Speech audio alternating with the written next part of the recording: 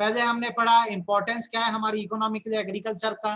तो देश में मैक्सिमम जो हमारी जीडीपी का कंट्रीब्यूशन है वो एग्रीकल्चर से जा रहा है। दूसरी चीज, जो एसेंशियल गुड्स होते हैं जिसकी जरूरत हर क्लास ऑफ सोसाइटी को होती है, जैसे वीट, राइस, पल्सेस एक्सेट्रा, ये सब कहाँ से सप्लाई होती है? ये सब की सप्लाई जो है बेसिकली हमारी एग्रीकल्चर के थ्रू होती है। ठीक है। तीसरी बात, एग्रीकल्चर जो एम्प्लॉयमेंट का भी एक बहुत बड़ा सोर्स है।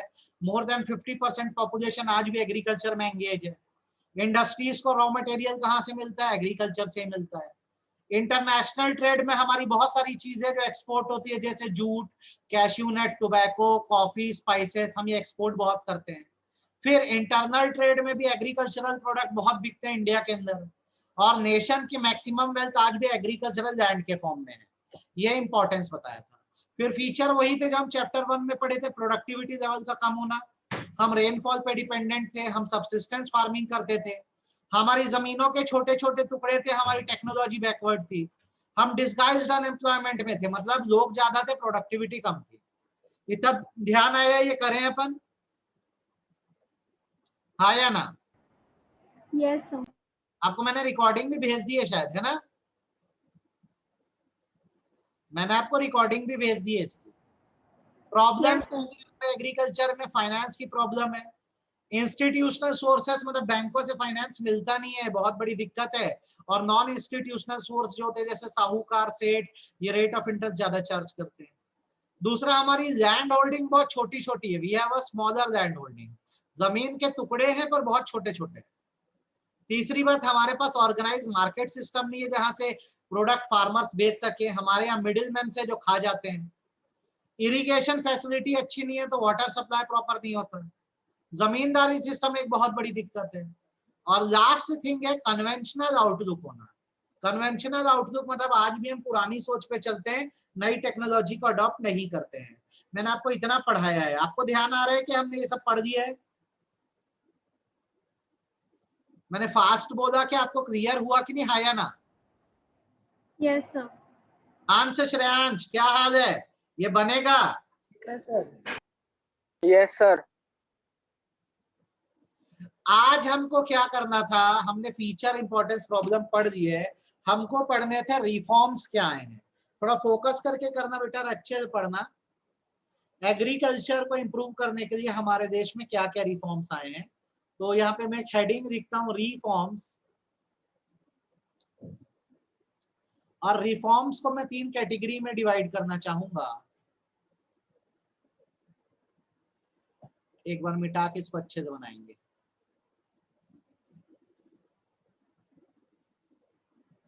जितने रिफॉर्म्स हैं उनको हम 3 कैटेगरी में डिवाइड करेंगे। फिर वैसे ही बना यार, क्या मतलब हुआ? सबसे पहला जो रिफॉर्म है उसको टेक्निकल रिफॉर्म बोलते हैं। क्या बोलते हैं? कौन सा रिफॉर्म? बोलो बोलो, कौन सा रिफॉर्म? टेक्निकल। टेक्निकल रिफॉर्म मतलब टेक्नोलॉजी में बदलाव लाया गया एग्रीकल्चर को इंप्रूव करने के लिए। दूसरा रिफॉर्म जो हम पढ़ते हैं और जो समझते हैं टेक्निकल रिफॉर्म के बाद, वो क्या जाता है? Institutional reform. इंस्टीट्यूशनल रिफॉर्म मतलब गवर्नमेंट ने अपनी कुछ पॉलिसीज बदली हैं। इंस्टीट्यूशनल रिफॉर्म्स को लैंड रिफॉर्म भी कहा जाता है। गवर्नमेंट ने अपने कुछ रूल्स बदले हैं ताकि एग्रीकल्चर को बेहतर बढ़ावा मिल सके। और तीसरा जो लाया गया वो लाया गया जनरल रिफॉर्म। 3 तरह के रिफॉर्म्स लाए गए हैं एग्रीकल्चर में जिसके बारे में आपको पढ़ना है। ठीक है। शॉर्ट में आप इसको TIG भी बोल सकते हो, TIG। Technical reform, institutional reform, general reform. There are 3 types of reforms जो आए हुए हैं। शॉर्ट में पहले याद करना सिखा दे रहा हूं ताकि आपको याद हो जाए, तकलीफ ना जाए।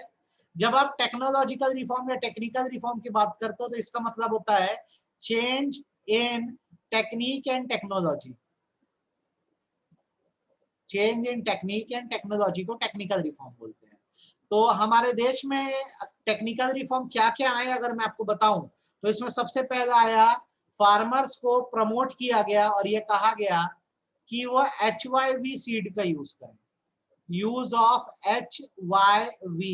HYV मतलब होता है high yielding variety seeds. Farmer जो पुरानी सीड्स पहले यूज करते थे वो आउटडेटेड थी, पुराने फर्टिलाइजर यूज करते थे, तो गवर्नमेंट ने उनको प्रमोट किया आप हाई यील्डिंग वैरायटी सीड्स का यूज करिए, मतलब ऐसी सीड जो सस्ते में मिलती थी और जिससे प्रोडक्शन बड़ा जबरदस्त होता था। दूसरा, गवर्नमेंट ने बोला अक्सर फसलें इसलिए खराब होती है क्योंकि उसमें कीड़े पड़ जाते हैं, तो आप केमिकल फर्टिलाइजर्स का यूज करिए, use of chemical fertilizers, use of chemical fertilizer, आप केमिकल फर्टिलाइजर का यूज करिए। तीसरी चीज ये प्रमोट किया गया कि साइंटिफिक फार्म टेक्निक्स का आपको इस्तेमाल करने कहा गया। आपको सबका मतलब भी मैं सिखाता जा रहा हूं, समझ लो। HYV सीड्स उन सीड्स को बोलते हैं जिनसे प्रोडक्शन ज्यादा होता है, जो सस्ते में आती हैं। केमिकल फर्टिलाइजर वो होते हैं जिसपे जल्दी कीड़े नहीं लगते हैं। फार्म टेक्निक में आपको क्या टेक्निक यूज करने बोला गया, तो इसमें आपको बोला गया क्रॉप रोटेशन की टेक्निक पे जाओ। क्रॉप रोटेशन का मतलब है कि यदि आपकी एक जमीन है, उसमें अभी जैसे इस पीरियड में आपने राइस ग्रो किया है, तो अगले सीजन में आप व्हीट ग्रो कर दो, तो इससे बार बार जब उस सॉइल को यूज किया जाएगा तो सॉइल की फर्टिलिटी बढ़ेगी। आपको मेरी बात अभी भी नहीं समझ आई होगी, तो मैं और अच्छे से आपको ये समझा देता हूँ। यह आपका खेत है, अभी के सीजन में आपने इसमें राइस रेज किया है, जब राइस की कटाई हो जाएगी तो खेत खाली हो जाएगा, खाली मत रहने दो, अगली बार इसमें व्हीट का प्रोडक्शन कर दो। तो जब लगातार कुछ ना कुछ प्रोडक्शन होता रहेगा तो सॉइल की फर्टिलिटी भी बनी रहेगी। आप बताओ, आपको 3 टेक्निकल रिफॉर्म समझ आए कि सिर के ऊपर से गए? कैसे अंश श्रेयांश समझ आया कि नहीं आया 3 टेक्निकल रिफॉर्म? सर इंस्टीट्यूशन वाला एक बार फिर से बताना। आया ही कहा हूँ सर नहीं, एक बार टेक्निकल बता रहा हूँ। टेक्नोलॉजी को बदलना, हाई यील्डिंग वैरायटी सीड्स का यूज करो, ये ऐसी सीड्स होती है जिससे प्रोडक्शन बढ़ जाता है। केमिकल फर्टिलाइजर का इस्तेमाल करो। साइंटिफिक फॉर्म में आप क्या करो, एग्रीकल्चर करो, जैसे क्रॉप रोटेशन टेक्निक अपनाओ। अब ये एक क्रॉप आपने रेस किया है, तो अगली बार सेम क्रॉप को रेस ना करके कोई दूसरा क्रॉप रेस करना। पहले बताओ समझ आया कि गया सिर के ऊपर से? समझ आ गया। Then mechanized means of farming का इस्तेमाल करने आपको कहा गया है।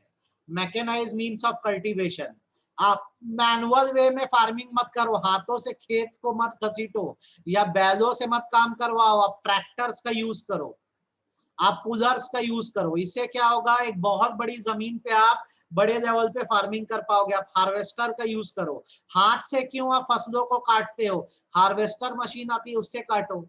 आप हाथ से क्यों आप हल को चलाते हो या बैलों के थ्रू क्यों चलाते हो, आप ट्रैक्टर का इस्तेमाल करो, मतलब आप मशीन्स का यूज करके फार्मिंग करो। तो ये सब टेक्निकल रिफॉर्म में देख लो, HYV सीड का यूज करना, केमिकल फर्टिलाइजर का इस्तेमाल करना, साइंटिफिक तौर पे आप क्या करो, फार्मिंग करो, और मैकेनाइज मींस का यूज करो, मतलब मशीन का यूज करके फार्मिंग करो। अगर इसमें कोई तकलीफ हो तो बता दो मेरे को। सर अगर मशीन नहीं रहा तो? मशीन नहीं रहा तो क्या, फाइनेंस पे जाएंगे, वरना वो ये गरीबी में रहेंगे और क्या करेंगे। बैंक वाले तो आजकल देते हैं ना, लोन पे देते हैं ट्रैक्टर, फिर किसान चुका दिया तो बहुत अच्छा, नहीं चुकाया तो फिर सरकार कर्जा माफी करती है, वो भी नहीं हुआ तो सरकार किसान आत्महत्या कर देता है। इतना सी बात है बस। बात समझ आई कि नहीं है? यस सर, आ गया। कैसे कि आधी अधूरी, अच्छे से आई कि आधी अधूरी आई, ये बताओ। हर चीज एकदम क्लियर हो गया? अब अगला सुनो, अब जैसे ये तो टेक्निकल रिफॉर्म 4 हो गए, अब उसके बाद जो अगले रिफॉर्म्स होते हैं वो आपके कहलाते हैं बेसिकली इंस्टीट्यूशनल रिफॉर्म। ये गवर्नमेंट की पॉलिसीज को शो करते हैं। किसको शो करते हैं? गवर्नमेंट की पॉलिसी। एग्रीकल्चर को ग्रो करने के लिए गवर्नमेंट ने क्या क्या एक्शन ली, तो सबसे पहला गवर्नमेंट ने क्या किया, जमींदारी सिस्टम को इंडिया से हटा दिया, अबॉलिशन ऑफ इंटरमीडियरीज। बताओ इस बात पे कोई तकलीफ है कि बात समझ आ गई? पहले हमारे यहाँ क्या दिक्कत है, गैप था किसके बीच में, ओनर के बीच में और टीलर के बीच में। किसानों को केवल टीलर बना के छोड़ दिया गया था। जब देश आजाद हुआ तो हमने सिस्टम को बंद कर दिया, जमींदारी सिस्टम को हटा दिया। बात समझ आई कि नहीं आई? बोलो कितना क्लियर है, अच्छे समझ आया कि नहीं आया? फटाफट बताओ फिर आगे बढ़ूंगा। क्लियर है हाँ या ना? सर एक बार रिपीट कर दो। मेरी आवाज पहले तो बताओ क्लियर आती है कि नहीं आती? आ रही है सर। कट तो नहीं रही है? No sir. इंस्टीट्यूशनल रिफॉर्म मतलब गवर्नमेंट की पॉलिसीज को शो करता है, इन्हें लैंड रिफॉर्म्स भी बोलते हैं। हमारा एग्रीकल्चर इतना बैकवर्ड या पिछड़ा इसलिए था क्योंकि बीच में इंटरमीडियरीज जिनको जमींदार कहा जाता है ये थे, तो गवर्नमेंट ने इनको अबॉलिश कर दिया कि इंडिया में जमींदारी सिस्टम नहीं चलेगा। दूसरी चीज गवर्नमेंट ने जो करी वो रेंट रेगुलेशन कर दिया। रेंट रेगुलेशन का मतलब बेसिकली ये होता है कि अगर मैंने किसी किसान को अपनी जमीन किराए पे दी है, ये जमीन का ओनर मैं हूं, ध्यान से सुनना। अब मैंने एक फार्मर को जमीन रेंट पे दे दी, पहले बताओ इतनी बार समझ आई कि नहीं आई? जमीन मेरी है, मैंने फार्मर को क्या दे दिया? रेंट पे दे दिया। पहले इतनी बार समझ आई? Yes sir. पहले लोग ना रेंट के नाम से फार्मरों को लूट दिया करते थे, उनका पूरा क्रॉप रख दिया करते थे। तो गवर्नमेंट ने रेंट रेगुलेशन ला दिया कि आप अगर रेंट चार्ज करोगे फार्मर से तो उसकी क्रॉप की वैल्यू के 1/3 से ज्यादा नहीं चार्ज कर सकते। उसके क्रॉप की जो भी कीमत होगी, उस खेत में जो भी फसल उगेगी, उसके 1/3 से ज्यादा आप रेंट नहीं वसूल सकते उस फार्मर से। इसको रेंट रेगुलेशन बोलते हैं, गवर्नमेंट ने रेगुलेशन ला दी। बात समझ आया कि नहीं आया? दो यस बार सर। जमींदार को हटाया। दूसरा, पहले हम जैसे किराए पे फार्मर्स को जमीन देते थे तो उसे अनलिमिटेड रेंट दिया करते थे, तो ये डिसाइड कर दिया गया सरकार की तरफ से कि क्रॉप की वैल्यू के 1/3 से ज्यादा आप रेंट नहीं दे सकते। क्लियर है? Yes sir. गवर्नमेंट ने लैंड सीलिंग लगा दी है। लैंड सीलिंग का मतलब होता है एक इंसान के पास अनलिमिटेड जमीन नहीं होगी। यहाँ पर डिस्ट्रीब्यूशन ऑफ लैंड कर दिया गया। डिस्ट्रीब्यूशन ऑफ लैंड कर दिया गया कि आप जितनी जमीन खरीदोगे उतने पे ही आपका हक है। अगर मैंने एक जमीन का टुकड़ा है वो खरीदा है तो एक लिमिट है जिसमें एकड़ से डिसाइड कर दिया जाएगा। अब इसके बाहर मैं किसी और की जमीन पे कब्जा नहीं कर सकता या मैं दूसरे की जमीन इस्तेमाल नहीं कर सकता। बहुत टेक्निकल तो नहीं लग रहा है? समझ आ रही है मेरी बात? इंस्टीट्यूशनल रिफॉर्म गवर्नमेंट के रिफॉर्म है। जमींदारी सिस्टम उन्होंने बंद कर दिया। दूसरा, रेंट को लेकर रूल बनाया कि फार्मर से आप कितना रेंट चार्ज कर सकते हो, उसकी क्रॉप की वैल्यू का 1/3 तक। तीसरा, लैंड सीजिंग लगा दी गई है, मतलब आप एक लिमिट तक ही जमीन खरीद सकते हो, उससे ज्यादा नहीं खरीद सकते। कितना क्लैरिटी है ये बताओ आप? Yes sir sir. ऐसा क्यों बोले कि सिर्फ उतना ही जमीन खरीद सकते हैं? भाई पहले क्या होता था, धमका वमका के, जैसे अब जमीन का एक टुकड़ा मेरा है, मैं बाहुबली आदमी हूं तो आजू बाजू की सब जमीन पे कब्जा कर देता था। ठीक है, जैसे खाली मैदान पड़ा है, अपना झंडा गाड़ दिया कि यहाँ से खेत मेरा है। अब ये सब चलता है क्या? अभी नो सर। वरना ऐसा हो तो यार पंडित मेडिकल जो ग्राउंड है पद्मनाभपुर का, उसमें मैं अपना बंगला बना दूंगा, मेरा है, किसी और ने तो हक जताया नहीं है। तो पहले तो जंगल राज चलता था, कोई भी जमीन कब्जा देता था। अब तो हमारे देश में गवर्नमेंट है ना, तो 1 इंच भी आप दूसरे की जमीन नहीं दे सकते, रजिस्ट्री होती है। बात समझ में आई कि नहीं है? Yes sir. आपको इंस्टीट्यूशनल रिफॉर्म कितना % समझ आया, ईमानदारी से बोलो? आपको सर आ क्लियर गया है। सर। लास्ट गवर्नमेंट ने बोला कोऑपरेटिव सोसाइटीज को बढ़ावा देंगे, कोऑपरेटिव फार्मिंग करेंगे। अभी फार्मर्स छोटे छोटे हैं, अगर ये अपना ग्रुप बना लें, ग्रुप ऑफ फार्मर्स बन जाए, तो ये अपने प्रोडक्शन को क्या कर सकेंगे? मिलकर सेल कर सकेंगे। प्रोड्यूस मिलकर करेंगे, मार्केटिंग मिलकर करेंगे और बेचेंगे भी मिलकर। तो इससे जब प्रॉफिट होगा तो क्या होगा? सबका म्यूचुअल बेनिफिट होगा। तो गवर्नमेंट ने स्ट्रेस दिया कि फार्मर्स को कोऑपरेटिव फार्मिंग सोसाइटी बना देनी चाहिए। अब आप ये देख लीजिए, 2 तरह के रिफॉर्म्स मैंने आपको बता दिए हैं। आपको इसमें कोई तकलीफ हो तो आप बताओ मेरे को। टेक्निकल रिफॉर्म मैंने आपको बता दिया, आपको मैंने इंस्टीट्यूशनल रिफॉर्म बता दिया। टेक्निकल रिफॉर्म मतलब टेक्नोलॉजी में बदलाव आया है, इंस्टीट्यूशनल रिफॉर्म मतलब गवर्नमेंट की पॉलिसीज में बदलाव आया है। दोनों में कोई तकलीफ हो तो बता दो। No sir.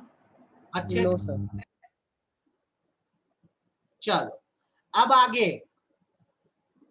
तीसरे रिफॉर्म पे आते हैं, जो हमारा जनरल रिफॉर्म किया जाता है। क्या किया जाता है? जनरल रिफॉर्म मतलब होता है एग्रीकल्चर को इंप्रूव करने के लिए और क्या क्या मेजर लिए गए हैं। तो इसमें सबसे पहला मेजर लिया गया है रेगुलेटेड मार्केट्स का मेजर।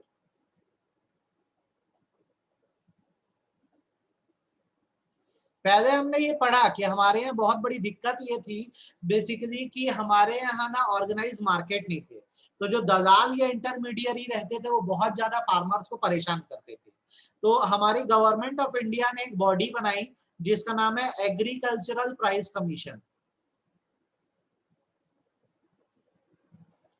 एग्रीकल्चरल प्राइस कमीशन, ठीक है, इसको शॉर्ट में एपीसी बोलते हैं। एपीसी को ये पावर दी गई है कि ये ऑल ओवर इंडिया एग्रीकल्चर के लिए मार्केट क्रिएट कर सकता है और उस मार्केट में किस तरह से एग्रीकल्चरल प्रोडक्ट बिकेगा उस चीज को रेगुलेट कर सकता है। तो मेरा कहने का मतलब बेसिकली ये है कि हमारे यहाँ पहले एक बहुत बड़ी दिक्कत थी कि एग्रीकल्चरल प्रोडक्ट बेचने के लिए मार्केट्स नहीं थे।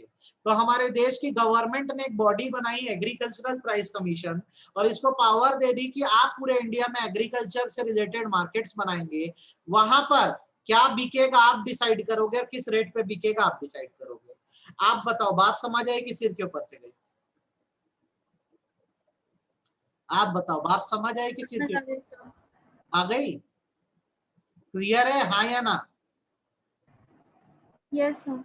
इसका जनरल रिफॉर्म ये दिया गया कि इरिगेशन को क्या किया गया है, बढ़ाया गया, एक्सपेंशन ऑफ इरिगेशन फैसिलिटीज। हमने एक प्रॉब्लम पढ़ी थी कि हमारे देश में लैक ऑफ इरिगेशन है, तो गवर्नमेंट ने पूरी कोशिश की है कि गांव-गांव में हर खेत में 24 घंटे पानी पहुंचता रहे, इसलिए बेसिकली इरिगेशन फैसिलिटी को बढ़ावा दिया गया है। आज अगर मैं बताऊं जितनी भी कल्टीवेटेड लैंड है इंडिया में उसमें 45% इरिगेशन फैसिलिटी प्रोवाइड की जा चुकी है।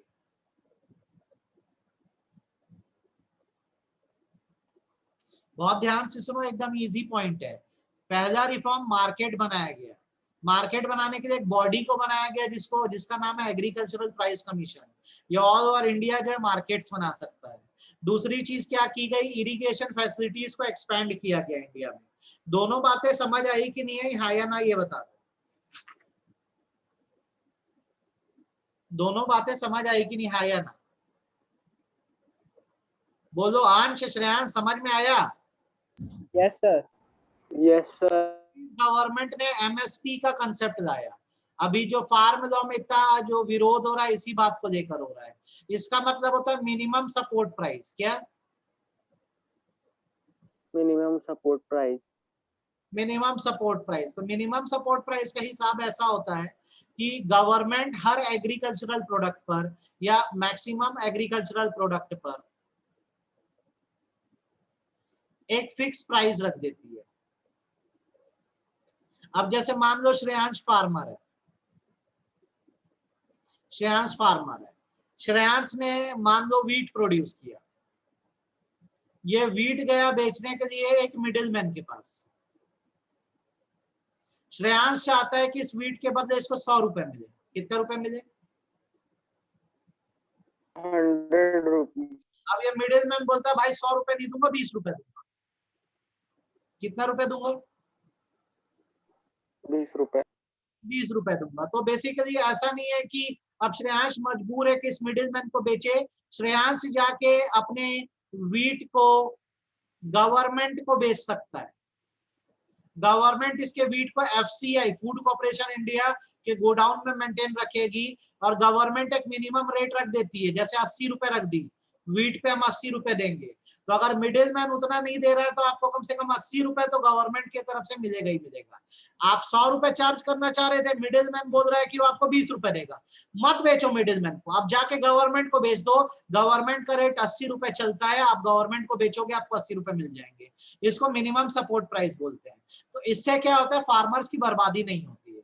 पहले मिडिल मैन एक्सप्लॉइट किया करते थे तो फार्मर को उनकी कीमत नहीं मिलती थी। तो गवर्नमेंट ने एक मिनिमम रेट डिसाइड कर दिया है।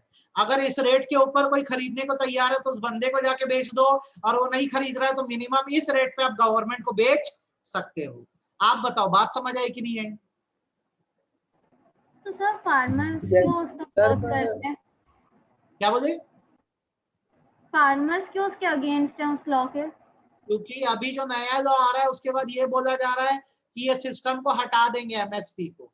मतलब अब मिडिल मैन के पास ही आपको जाना होगा, फिर बार्गेनिंग होगी, वो जितने में आपसे खरीदना चाहेगा आपको उतने में बेचना पड़ेगा, फिर गवर्नमेंट के पास बेचने की चॉइस आपकी खत्म हो जाएगी। तो फार्मर के लिए नुकसान है कि नहीं है ये बताओ? नुकसान है, तो गवर्नमेंट ऐसा क्यों कर रही है? अच्छा खासा चल रहा था तो। प्राइवेटाइज करना चाहती है, वो बोलती है कि एक तो ऐसा मिनिमम प्राइस देने से फार्मर मिडिल मैन के पास जाता ही नहीं है, हमारे पास आके बेच देता है। दूसरा, हमारे एफसीआई के गोडाउन में पड़े पड़े पूरा अनाज सड़ जाता है कि उसका मेंटेनेंस उतना अच्छा है। तो गवर्नमेंट क्या बोल रही है, सारा काम प्राइवेट सेक्टर को दे देगी। किसको दे देगी? प्राइवेट सेक्टर को, बट वो सही नहीं है प्राइवेट सेक्टर में। क्या करेंगे? फार्मर को बोलेंगे हमारे लिए इतना प्रोड्यूस करो, हम तुम्हें इतना रुपए देंगे, इतने में बनना चाहिए, और जो सामान बनाओगे इनका प्राइवेट गोडाउन होगा, वहां पे जाके ये एग्रीकल्चरल प्रोडक्ट जो होगा वो जमा होगा। फार्मर का कहना सब कर रहे हो ठीक है, आप इसको मत हटाओ, और गवर्नमेंट बोलती है, घुमा घुमा के जवाब दे रही है, हटा तो नहीं रहे हैं पर लिख के भी नहीं दे रहे हैं। तो लिख के नहीं देने का मतलब एक तरह से हटा ही देना होता है। सही बात है कि गलत बात है? Yes sir. बात समझ आई? गवर्नमेंट अपने ऊपर से बर्डन हटाना चाहती है, वरना सारे फार्मर आके बोलते थे यार गवर्नमेंट तो मिनिमम इतना रुपए दे रही है, कहाँ जाके बार्गेनिंग करे, सब लोग गवर्नमेंट को ही अपनी फसलें बेच आते। तो गवर्नमेंट की जेब से बहुत पैसा जाता था, तो गवर्नमेंट इसलिए नए फार्म लॉ लेके आई है। आपको समझ आ गया कि नहीं है ये बता दो। आ गया सर समझ। कोई समस्या? श्रेयांश, अंश, कोई समस्या? No, sir. तो 3 जनरल रिफॉर्म क्या क्या हुए? हमने मार्केट बनाए हैं, हमने इरिगेशन फैसिलिटी को बेहतर किया है, और हम मिनिमम सपोर्ट प्राइस चलाते थे। अभी भी चल रहा है, जब तक नया फार्मूला पूरी तरह से अप्लाई नहीं होता तब तक तो चलेगा ही चलेगा। लास्ट, हमने क्रेडिट को बढ़ावा दिया, हमने क्रेडिट का प्रोविजन डाला। आपने ये बात पढ़ी है प्रॉब्लम्स में कि फार्मर्स को जल्दी लोन नहीं मिलता, सही बात है कि गलत बात है? सर सही Yes. बात है। फार्मर्स को क्रेडिट देने के लिए बेसिकली क्या किया गया है, बेसिकली जो बैंक्स हैं उन्होंने रिमोट एरियाज में ग्रामीण बैंक का कंसेप्ट लाया है। कौन सा कंसेप्ट लाया है? ग्रामीण बैंक। छत्तीसगढ़ ग्रामीण बैंक का तो नाम सुना ही होगा ना? नहीं सुना है? ग्रामीण बैंक बेसिकली गांव वालों की जो फाइनेंशियल नीड्स हैं उनको पूरा करने का काम करते हैं।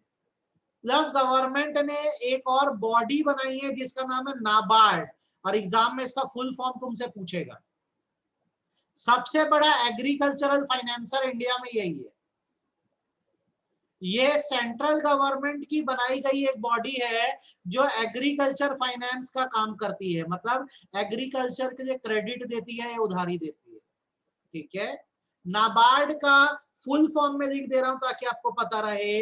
इसका फुल फॉर्म है national bank for agriculture and rural development.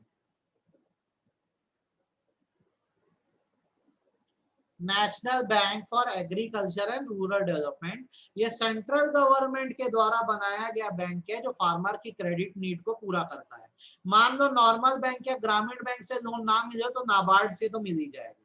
बोलो कितना क्लैरिटी है, कितना समझ में आया ये बताओ ईमानदारी से,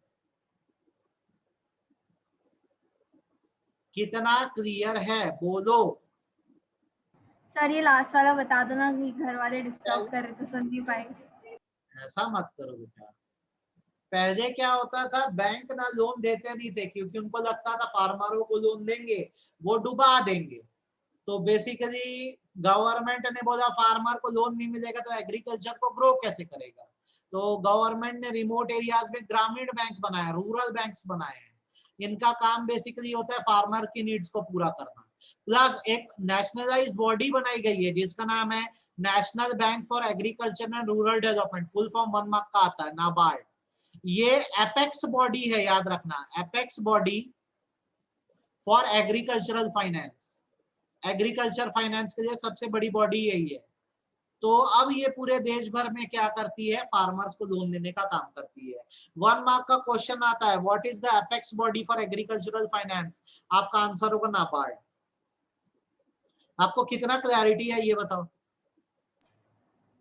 तो है, क्लियर है। बाकी श्रेयांश, अंश समझ आया कि नहीं आया? Yes sir. तीनों सर का उसका फुल sir. फॉर्म, बोलो बोलो बोलो, क्या बोल रहे हो? सर उसका फुल फॉर्म भी आएगा क्या? फुल फॉर्म पूछेगा ना, याद रखना भैया, ये सब नोट्स में इंक्लूडेड है, मत चिंता करो, सब लिखा हुआ है ना।